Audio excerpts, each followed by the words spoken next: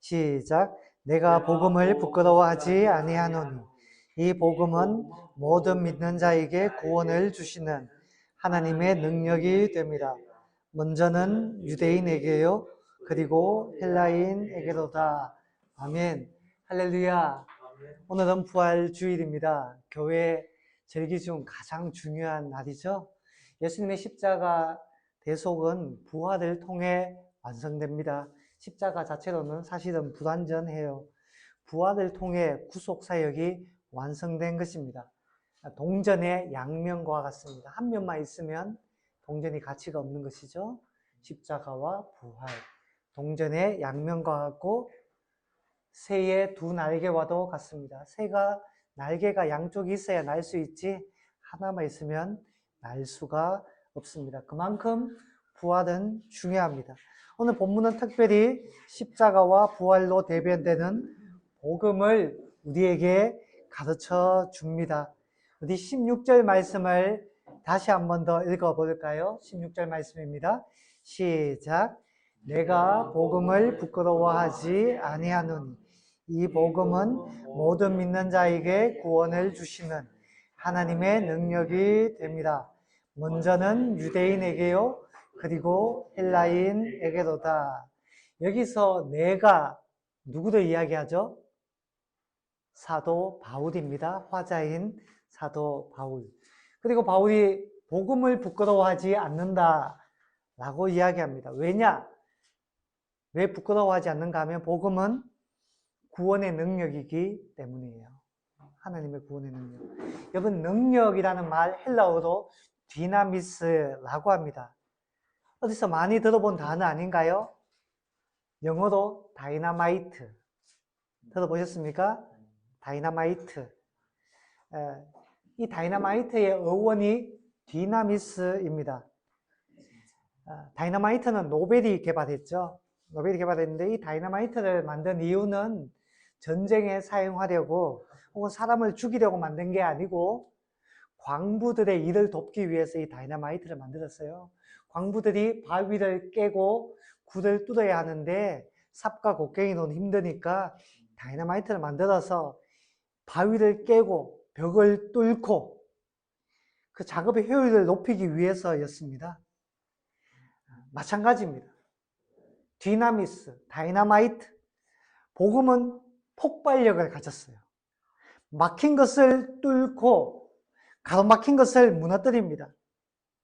우리 안에 바위처럼 굳어있는 죄의 굴레를 분쇄하는 역할, 복음이 다이나마이트가 하는 거예요. 딱딱하게 굳어 화석화되어 버린 그 마음을 깨트리는 겁니다. 또 사람과 사람 사이에 있는 막혀있는 높은 벽을 이 디나미스, 이 다이나마이트가 무너뜨리는 거예요.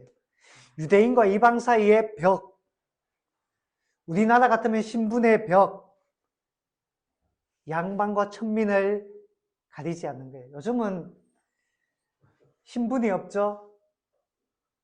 사람이 신분 제도가 아니었잖아요. 그러나 100년 전만 해도 신분제 사회였어요. 여러분은 신분제 사회에서는 뭘로 태어나고 싶으셨을까요? 왕으로 태어나고. 근데 조선시대 왕은 새벽 5시부터 일어나야 했어요. 취침이 저녁 11시였습니다. 하루 종일 농사 짓고 학문을 배우고 정사를 돌봐야 했는데 그렇게 힘든 일이 아닐 수 없었어요. 그런데 그런 신분제 사회에서 나는 이걸로는 절대로 태어나지 않을 거야 라는 신분이 있었어요. 노비가 있죠? 네, 노비. 그렇죠. 노비가 있는데 노비 중에서도 최고 밑바닥이 있어요. 노비들에게 무시받는 신분. 백정이에요. 백정은 노비들도 무시했는 존재가 백정입니다. 사회의 신분 가장 밑바닥. 그런데 이 구한말에 박성춘이라는 백정이 있었어요. 백정. 천민 중에 천민. 그런데 그가 죽을 병에 걸렸다가 94년 에비슨 선교사에 의해서 치료를 받게 됩니다. 근데 이 선교사 에비슨이 어떤 사람인가 하면 의였어요. 의. 양의를 가지고 고종 황제의 시의로서 임금을 고치는 왕의 의였어요. 그런데 왕의 의가 백정을 고쳐줬어요. 백정, 그때 당시에. 얼마나 큰 은혜예요. 죽을 병에 걸렸다가 왕을 돌보는. 그래서 그가 무어 선교사가 세운 금단골 교회에 나가기 시작했습니다. 그리고 전도를 그렇게 많이 했어요. 그런데 금단골 교회는 양반들이 많이 있었습니다. 백정이 예배당에 들어오니까 양반들이 싫었어요. 저 상놈 중에 상놈과 어떻게 같이 예배를 드릴 수 있느냐. 그래서 양반들이 백정을 내쫓고 싶어 했는데 선교사님이 하나님 앞에 신분의 차이가 없는데 아니요, 우리의 형제 자매입니다. 그러니까 양반들이 너무 못마땅해서 그럼 우리 나갈 거야 하고 나가서 새로 홍문골 교회를 세웁니다. 양반들이 나가서. 그런데 양반들이 세운 교회가 잘 되었느냐? 어려워졌어요. 그래서 다시 돌아오게 된 겁니다. 다시 하나가 되고, 그리고 이제 장로님을 세워야 되는데 인직 투표를 하게 되는데 누가 최초의 장로가 됐을까요? 백정 출신의 박성춘이 이 금단골 교회의 초대 장로가 됩니다. 여러분, 하나님 안에서 신분의 벽이 무너진 거예요. 복음이 다이너마이트와 같이 부수고 무너뜨리는 역할을 하게 된 겁니다. 복음의 위대한 능력입니다. 또 남녀의 벽을 무너뜨립니다. 여러분, 여기 가까운 도시 영천이 있죠? 영천에 가면 자천교회라고 있습니다. 여기서 다녀오신 분들도 있을 거예요. 자천교회. 우리 못 온 척한데 여기 다녀오셨습니다. 유구한 기독교 역사를 지닌 교회당이 있는데 1903년, 약 120년이 된 한옥교회당이에요. 기독교 사적 2호이고 경상북도 문화재로도 등록되어 있습니다. 그런데 그 예배당에 가보면 그랬더니 예배 여기 공간보다 훨씬 더 큰데요. 가운데에 가림막이 딱 있어요. 가림막. 네, 가림막이 있습니다. 남자와 여자를 구분하는 가림막이에요. 이쪽은 남자, 가림막을 두고 이쪽은 여자, 서로 볼 수 없도록. 남자, 여자 나누었어요. 남자, 여자를. 그런데 세월이 흐르면서 이 가림막이 사라졌지만 지금 문화재로 다시 등록하면서 사라진 가림막을 다시 설치해 놨어요. 남녀를 구분 짓는 게 아니고 문화재이기 때문에 한쪽에서 예배를 드리는 거죠. 그때 당시에 여자들이 예배당에 들어와서 남자들과 같이 예배 드린다는 것은 혁명적인 일이었습니다. 신분제 사회에서. 남녀 7세 부동석이라고 했어요. 유교 문화 안에서. 그런데 기독교를 통해, 복음을 통해 이 가림막을 무너뜨린 겁니다. 막힌 것을 뚫었어요. 디나미스, 능력, 하나님의 능력인 것입니다. 이와 같이 벽을 무너뜨리는 것은 성경에 엄청나게 많이 나와요. 무수히 등장합니다. 여러분, 복음은 역동성을 가졌습니다. 복음은 위대한 폭발력을 지녔어요. 마르틴 루터 킹 목사님이 이야기했잖아요. 나에게는 하나의 꿈이 있습니다. 인종과 피부색으로 구별되지 않는 나라.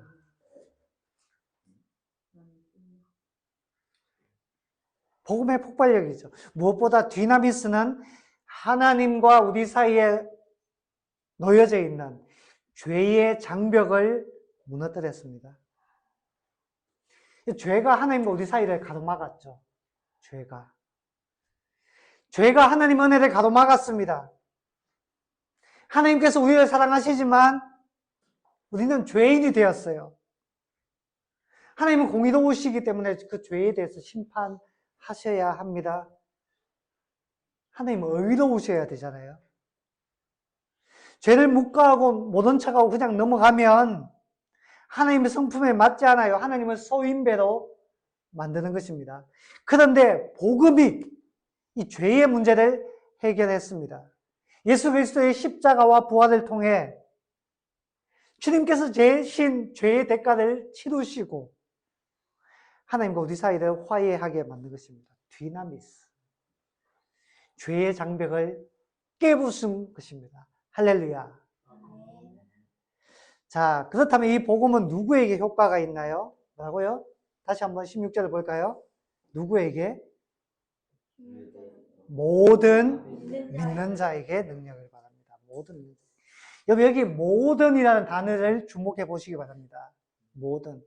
여러분, 복음은 힘 있는 사람, 명성이 있는 사람, 많이 가진 사람, 착한 일을 많이 한 사람에게 주어지는 것이 아니라 믿는 자에게 주어집니다. 믿는 자에게.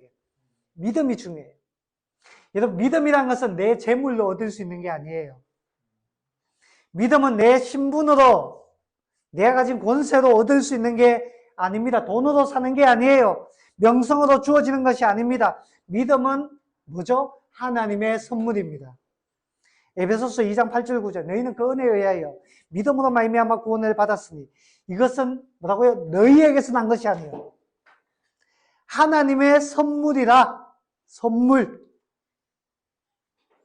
믿어야 구원의 은혜를 받는 것입니다. 그래서 그 믿음은 하나님의 선물이에요. 자, 그런데 여기 믿는 자를 바울이 한 번 더 이야기하죠. 둘로 나누죠. 먼저는 누구에게? 유대인에게. 그리고 헬라인에게. 자, 먼저 유대인에게라고 했습니다. 사실 복음은 유대인들에게 먼저 왔습니다. 유대인 조상 아브라함을 비롯한 신앙이 좋은 족장들이 있죠. 먼저 유대인들에게 왔어요. 예수님도 유대인으로 태어나셨어요. 바울도 유대인입니다. 베드로도 마찬가지고요. 먼저 복음이 유대인들에게 주어졌어요. 그렇다면 유대인들에게 사명이 있습니다. 출애굽기 19장 5절 6절 너희는 제사장 나라가 되고 제사장 나라가 제사장은 다른 사람들의 죄를 가지고 하나님께 용서를 구하는 사람이 제사장이잖아요. 제사장의 역할은 사다리입니다. 사다리. 여러분 하나님께로 올라가십시오. 제가 사다리가 되어드리겠습니다. 제사장의 역할은 디딤돌입니다. 여러분 겨울을 건너기 위해서 디딤돌 본 적 있죠? 저를 밟고 건너가세요. 제사장의 역할이에요. 그런데 유대인들이 거부했습니다. 거부했어요. 선민사상에 젖어 사명을 잃어버린 것입니다. 그리고 예수님도 거절합니다. 예수님 마치 건축자의 버린 돌처럼 되어버렸어요. 하지만 하나님께서 예수님을 부활시킴으로 말미암아 하나님의 집을 세우는 모퉁이 돌이 되게 하셨습니다. 자, 먼저 유대인에게 임했어요. 그 다음에 헬라인입니다. 헬라인은 당시 헬라어를 사용하는 로마 세계 사람들뿐만 아니라 모든 이방인들 사실 바울은 지칭하고 있는 겁니다. 헬라어는 당시 로마 세계의 공용어였어요. 문명인의 정표였습니다. 그런데 헬라어를 사용하지 않는 이들도 있었는데 대표적으로 어떤 사람들일까요? 이방인인데 헬라인도 이방인들이죠. 유대인을 제외하고는 모두가 다 이방인입니다. 헬라어를 사용하지 않는 대표적인 이방인 야만인이라고 했습니다. 야만인. 지금은 엄청나게 멋있지만 지금은 안 멋있는 사람들이 있었어요. 그때 당시에는 북쪽에 있는 게르만족들. 금발머리 치렁치렁, 눈은 파랗고 덩치는 산만하고 도끼를 들고 문명인들이 보기에는 야만족이었어요. 꾀죄죄하게. 이들은 로마 문명권 밖의 사람들입니다. 이 로마인들은 이 게르만족들을 두려워했어요. 야만인들이니까. 그 동쪽에는 또 페르시아가 있었어요. 훨씬 더 동쪽에는 중국과 우리나라도 있었죠. 이들 로마 문명 밖의 사람들, 로마인들의 입장에서 야만인들입니다. 하지만 바울이 이 모든 사람들을 통틀어 헬라인이라고 말하는 있는 거예요. 왜냐하면 14절을 볼까요? 14절. 자, 같이 한번 읽어볼까요? 14절. 시작.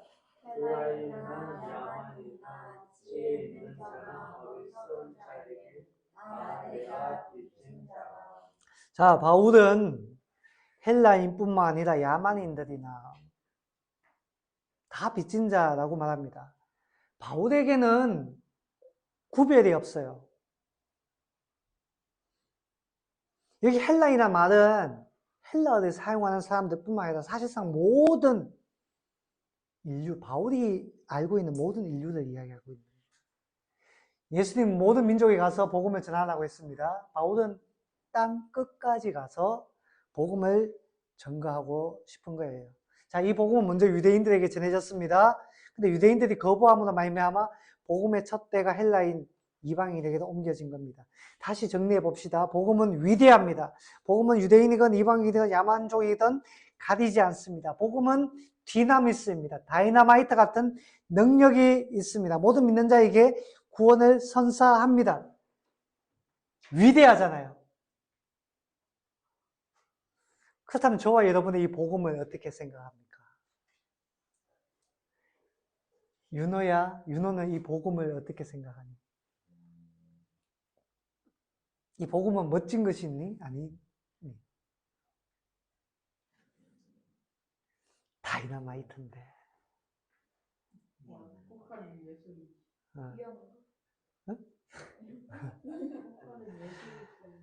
복음은 위대하고 멋진 거잖아요.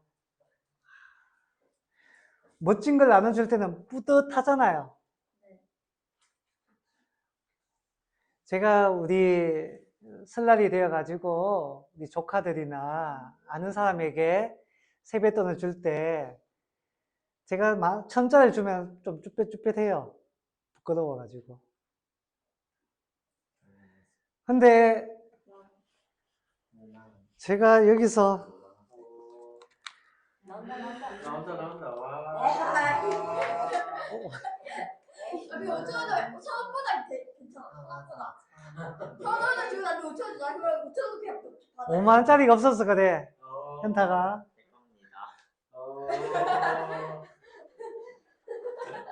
저는 현타일 겁니다. 오늘 선물입니다. 근데 현타에서 못 받았는데. 제가 5만 원 있으면 5만짜리 줬을 건데 제가 만약에 5천짜리가 아니고 5만 원짜리 줄 때는 제가 어깨가 어떻게 될 거예요? 뿜뿜. 아, 멋있어. 허리 쫙 펴고 자 이렇게 이야기하겠죠? 근데 제가 현탁이한테 1,000원짜리 내밀면 제가 좀 민망해요. 부끄러워요. 까발린다. 그래. 까발린다. 여러분에게 복음은 1,000원짜리입니까? 5만 원짜리입니까? 할렐루야. 현탁이 믿음이 있습니다. 근데 바울은 이 복음을 어떻게 생각했을까요?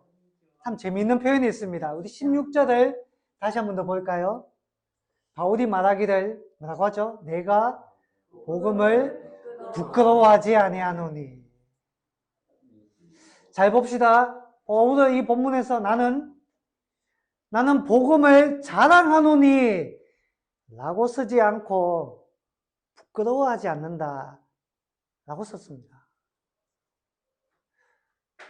이 모페트라는 학자가 있습니다.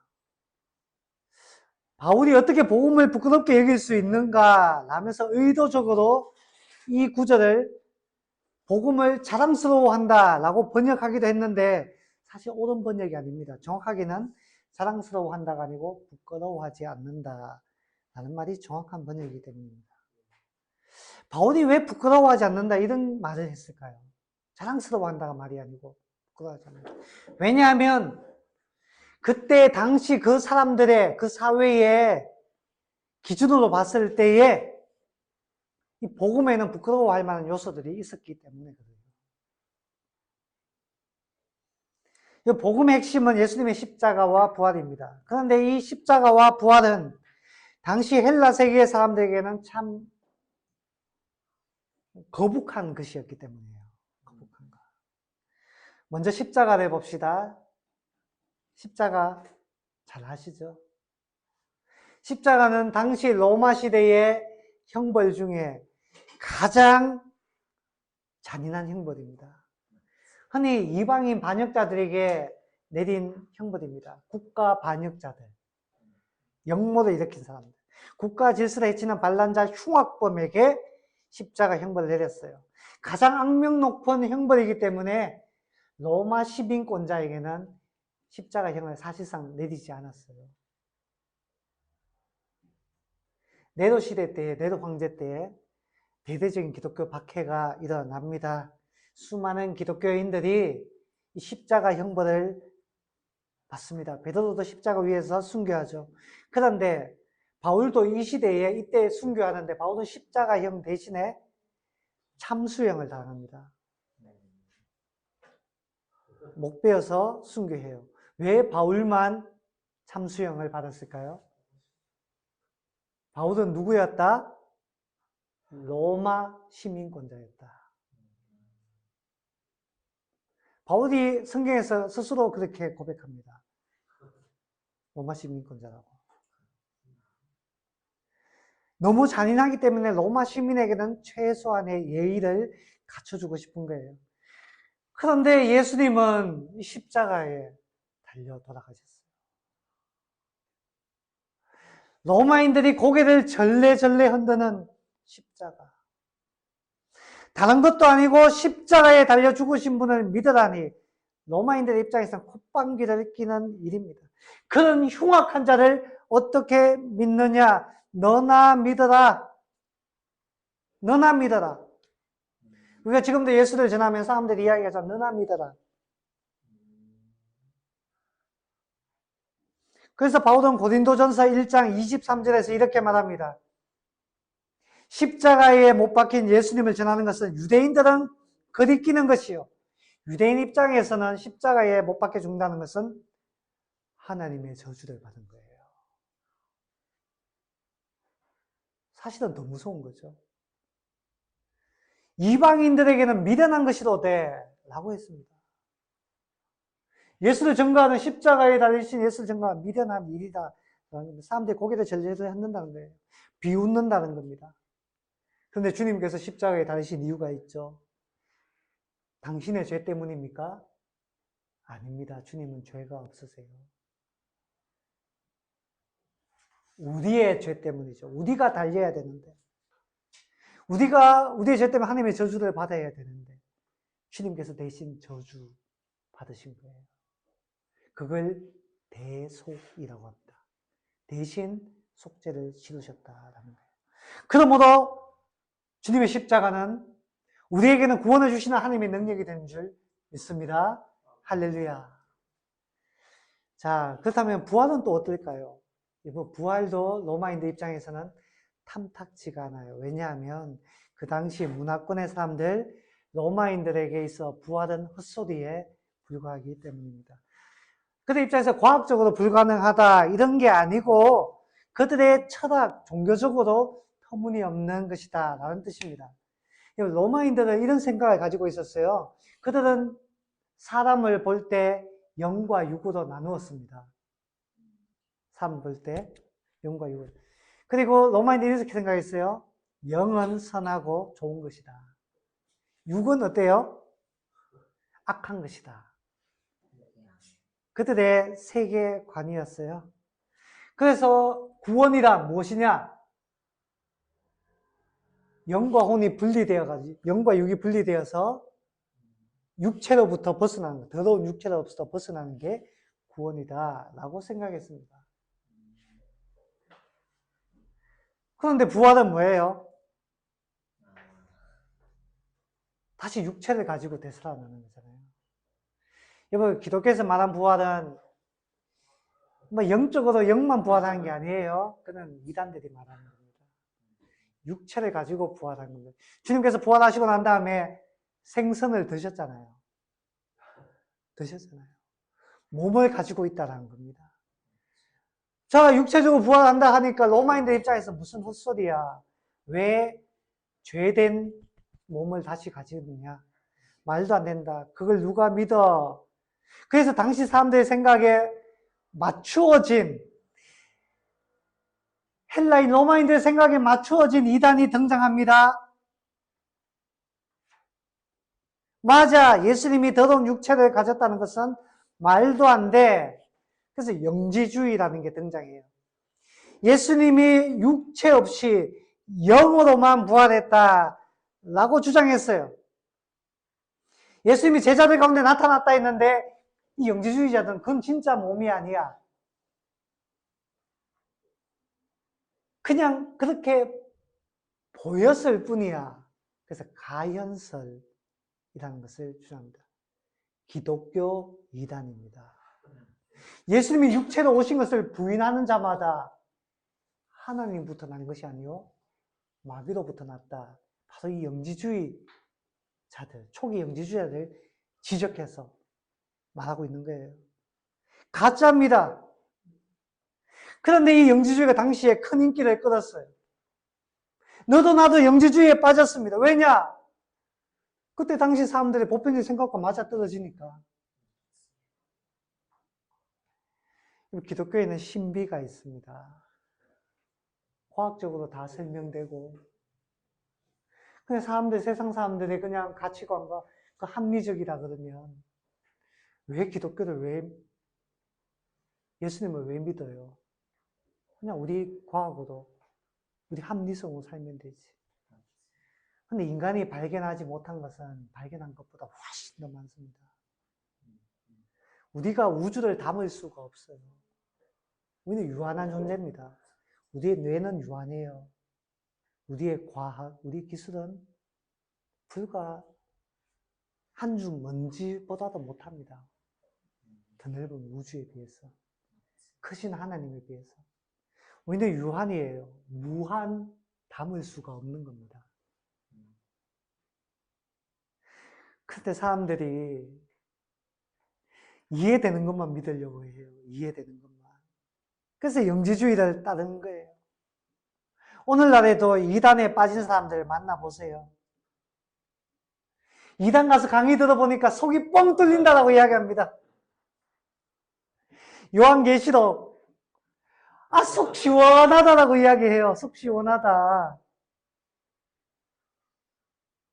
영적인 신세계를 경험했다라고 말합니다. 초대교회에도 이단들은 그런 방법으로 영혼들을 사냥했던 거예요. 바울은 십자가를 미련하다고 욕하는 사람들에게 예수님을 전해야 됩니다. 부활을 비웃는 사람들에게 예수님을 전해야 돼요. 미친놈이란 소리를 듣고 깔깔대는 비웃음을 당하면서 예수님을 전해야 됩니다. 바울도 인간인지라 어찌 마음속에 부담이 없었을까요? 어찌 때로는 바울도 배울 만큼 배웠는데 누구보다 더 많이 공부했는데 부끄럽다라는 유혹의 속삭임이 그에게 들려오지 않았을까요?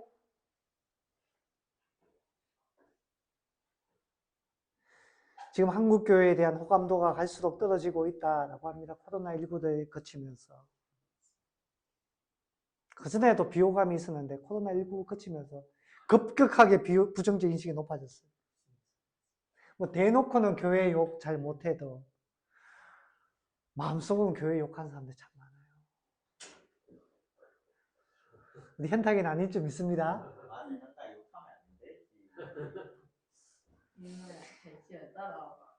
온라인상으로는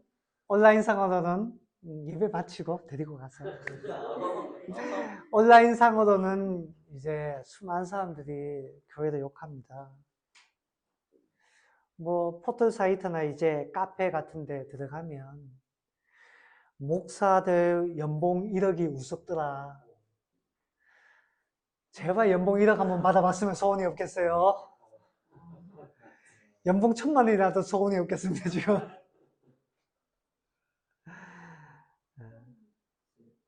세금 안 낸다 하더라. 요즘 목사들 세금 내거든요.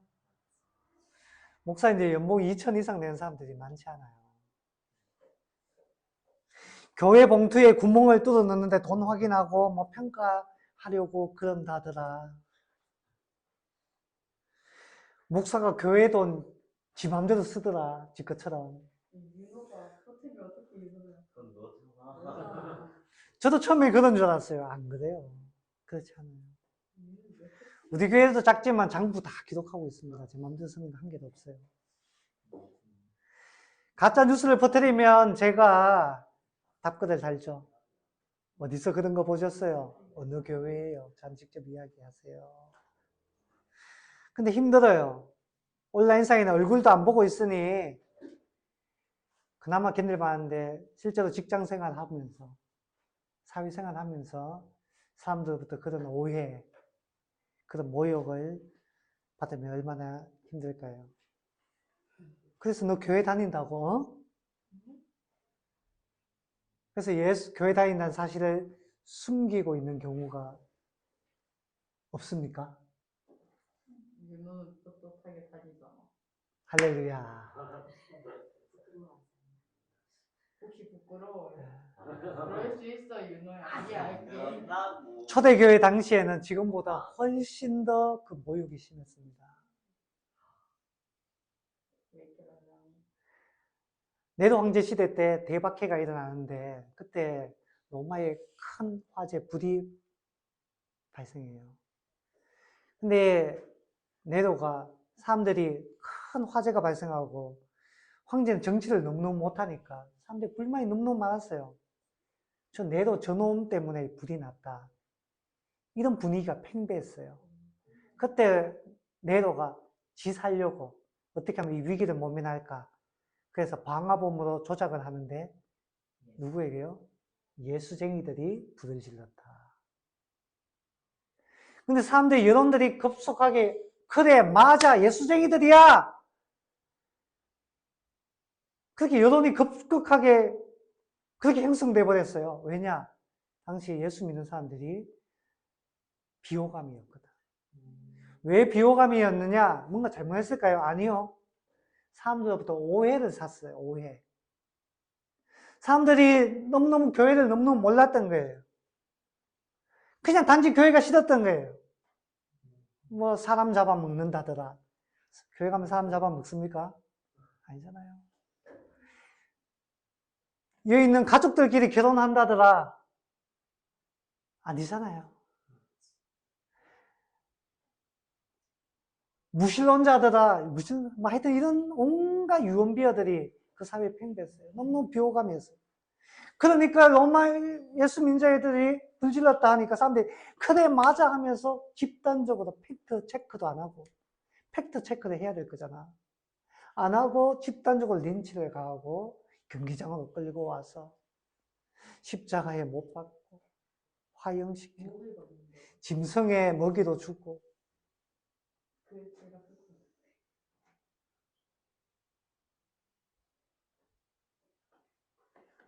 초대교회 성도들이 받은 미움이 지금 우리가 받는 미움과 어떻게 비교가 되겠습니까?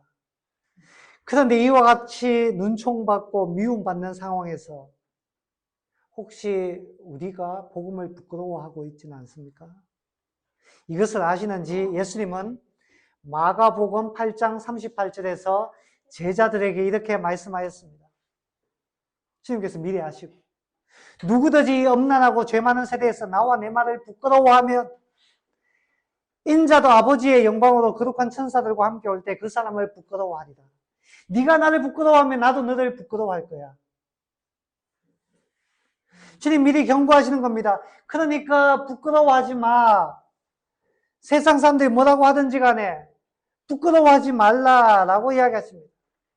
저는 모욕과 수치를 생각할 때 우리 주님이 떠올랐어요. 이번 주 한 주. 주님이 떠올랐어요. 6월절 하루 전 겟세마네 동산에서 붙잡혀서 대제사장의 뜰에서 신문을 받았습니다. 그때 제사장의 종이 예수님의 뺨을 칩니다. 저는 이 성경을 전에 읽을 때 이게 너무 불편했어요. 어떻게 예수님의 뺨을 칠 수가 있지? 침을 뱉었어요. 침을. 주님 얼굴에. 어떻게 하나님의 아들이신 주님께 침을 뱉을 수 있지? 너무너무 그 부분을 읽는 게 힘들었어요. 십자가에 달릴 때는 또 어떻습니까?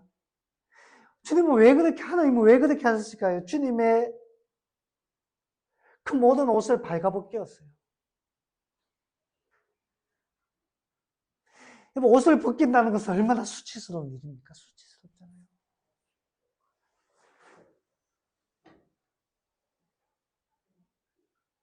하나님께서 왜 이런 모욕까지 당하게 하셨을까요? 밑에서는 조롱합니다. 네가 하나님의 아들이니까 네가 내려와 보라. 내려와 봐. 주님은 온갖 모욕과 수치를 당하셨습니다. 하나님 왜 그렇게 하셨을까요? 히브리서 4장 15절에서 이렇게 말합니다. 우리에게 있는 대제사장은 예수님을 말하죠.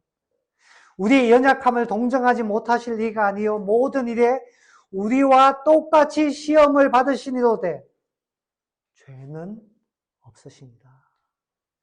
주님은 가장 큰 수치를 당하셨습니다. 우리가 앞으로 인생을 살아가면서 무수한 모욕과 수치를 당하는데 주님이 먼저 그것을 다 당하고 경험하신 겁니다.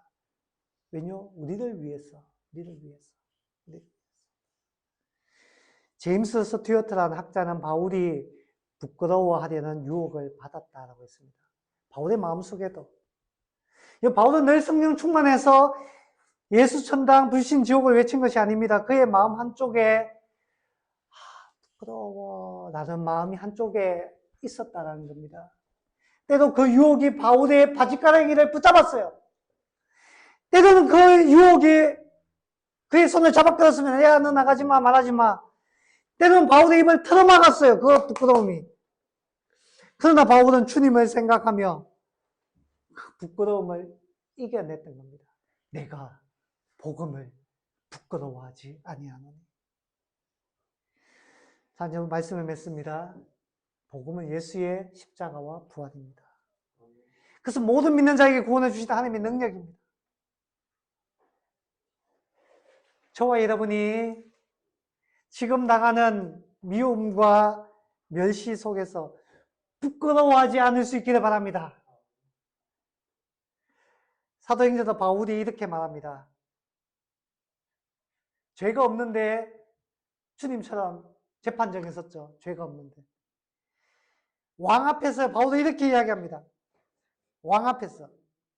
왕을 향해.